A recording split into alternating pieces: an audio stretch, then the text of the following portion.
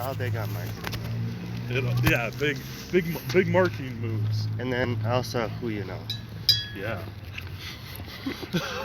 Did you go on the alfresco trip? When? Yesterday. No, Oh, why not? because I cannot participate actually since now. Why not? Because it's too cold to stay outside. What? Wait. No, I mean, did you say just meeting or you mean the trip? No, they had a trip today. Today, where? Or yesterday. Outside? Yeah. I can't. It's hard to stay outside, Just especially for sleeping. I did it when I was in the army. What? I did it when I was in the army, like sleeping at outside, like using tent in cold weather. But you were in the army? Yeah, it's mandatory for men in Korea. What?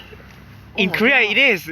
Hey, think about that. North Korea and South Korea. Uh-huh. Like our war wasn't end yet. We are just taking rest. Oh, gee, that's true. Yeah. Yeah, you gotta be ready. You gotta make sure you got that mandatory service.